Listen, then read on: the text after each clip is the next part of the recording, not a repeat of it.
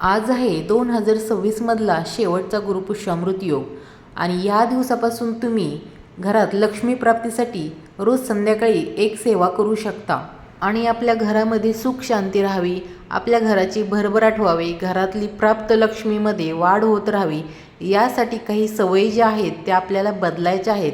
तर त्या सवयी कोणत्या याबद्दलची संपूर्ण माहिती सांगणार आहे, तर व्हिडिओ शेवटपर्यंत नक्की पहा. तर नमस्कार सर्वांना, श्री स्वामी समर्थ. स्वागत आहे तुमचं आपल्या चॅनलमध्ये. तर बघा, आज या वर्षातला शेवटचा गुरुपुष्यामृत योग आहे आणि आज संध्याकाळी तुम्ही लक्ष्मी मातेची सेवा करू शकता आणि आजपासून रोज ही सवय लावू शकता. रोज संध्याकाळी जेव्हा आपण देवाला दिवाबत्ती करत असतो त्यावेळेस आपल्याला ही सेवा करायची आहे, कारण संध्याकाळी दिवाबत्ती ज्यावेळेस करतो त्यावेळेस लक्ष्मी माता आपल्या घरामध्ये प्रवेश करत असते. म्हणूनच आपण अशा वेळेस दिवाबत्ती करताना आपल्या घराचं प्रवेशद्वारसुद्धा 5 मिनिटं उघडं ठेवायचं असतं. ही सेवा आपल्याला प्रदोष समयी करायची असते. प्रदोष समय म्हणजे संध्याकाळ जेव्हा दिवस मावळतो आणि रात्र होणार असते अशा वेळेस. आणि जर तुम्ही उशिरा घरी येत असाल तर तुम्ही 8 वाजता सेवा करू शकता, 9 वाजता करू शकता.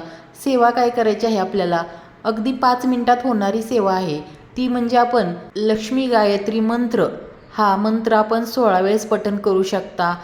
1-2-3 मिनटं लागतील. ओम महालक्ष्मीचे विद्महे विष्णुपत्नीचे धीमहि तन्नो लक्ष्मी प्रचोदयात, हा मंत्र आपल्याला संध्याकाळी पठण करायचा आहे. तुम्ही सकाळी करू शकता, पण दिवसातून 7 वेळेस आपल्या घरी लक्ष्मी माता प्रवेश करत असते आणि संध्याकाळी जेव्हा आपण दिवाबत्ती करत असतो त्यावेळेस जर आपण हा मंत्र पठण केला तर तो खूप प्रभावी आहे. किंवा तुम्ही श्रीसूक्त पण पठण करू शकता. श्रीसूक्त पठण करण्यासाठी पण फक्त 5च मिनिटं लागतील. जर तुम्हाला ह्या दोन्ही सेवा करणं शक्य असेल तर तुम्ही दोन्ही सेवा कराव्या, कारण जास्त वेळ लागणार नाही. अगदी 2-2 मिनिटात होणारे सेवा आहेत. आणि जर तुम्हाला गुरुवार म्हणा, शुक्रवार म्हणा, पौर्णिमा म्हणा, या दिवशी संध्याकाळी तरी आवर्जून आपल्याला कुंकुमार्चन सेवा पण करायची आहे. कुंकुमार्चन सेवा करत असताना पण आपण लक्ष्मी गायत्री मंत्राचं पठण करायचं आहे 16 वेळेस किंवा 24 वेळेस. आणि जर तुम्ही रोज संध्याकाळी कुंकुमार्चन सेवा केली तर खूपच सुंदर. आणि आज आहे गुरुपुष्यामृत योग. या योगावरती जर तुम्ही ही सेवा सुरू केली तर खूप शुभ मुहूर्तावरती लक्ष्मी प्राप्तीची सेवा तुम्ही सुरू करता आहात. आता सेवेबरोबरच आपल्याला आपल्या काही सवयी आहेत त्या बदलायच्या आहेत. त्या कोणत्या, तर बघा, रोज सकाळी आपण जेव्हा उठतो तेव्हा आपल्याला प्रथम काय करायचं आहे, तर प्रथम आपलं मुख्य प्रवेशद्वार आहे ते स्वच्छ करून घ्यायचं आहे, ओल्या कपड्याने पुसून वगैरे. कारण लक्ष्मी माता आहे ती दिवसातून 7 वेळेस आपल्या घराकडे येत असते, प्रवेश करत असते. आणि जर आपलं प्रवेशद्वारच अस्वच्छ असेल, दारामध्ये चपला इकडे तिकडे पडलेल्या असतील, तर लक्ष्मी माता कशी प्रवेश करेल. जिथं प्रसन्न वातावरण असतं, जिथं स्वच्छता असते, अशा ठिकाणीच लक्ष्मी माता प्रवेश करत असते. त्यामुळे आपल्याला रोज आपल्या प्रवेशद्वाराच्या समोर चपला वगैरे सोडायचे नाही आणि कोणत्याही प्रकारची अडगळ दारासमोर ठेवायचे नाही. आपलं मुख्य द्वार हे प्रसन्न असावं. रोज छोटीशी का होईना रांगोळी आवर्जून काढावी. रांगोळी काढल्यामुळे वातावरण प्रसन्न होतं आणि जी बाहेर असणारी निगेटिव्हिटी आपल्या घरामध्ये प्रवेश करत नाही. अजून एक सवय बदलायची ती म्हणजे बघा, संध्याकाळच्या वेळेस घरामध्ये लोळत राहू नये, झोपू नये. काही लोक असतात ते नेहमी संध्याकाळची वेळ झाली, दिवाबत्तीची वेळ झाली तरी उगीच लोळत राहायचं, मोबाईल चाळत राहायचं. अशा गोष्टी करू नये. प्रदोष काळामध्ये उगीच झोपून राहू नये. एखादी जर आजारी व्यक्ती असेल तिला पर्याय नाही तर ठीक आहे, पण जर स्वतः चांगला असाल तर उगीच लोळत राहू नये, पडून राहू नये.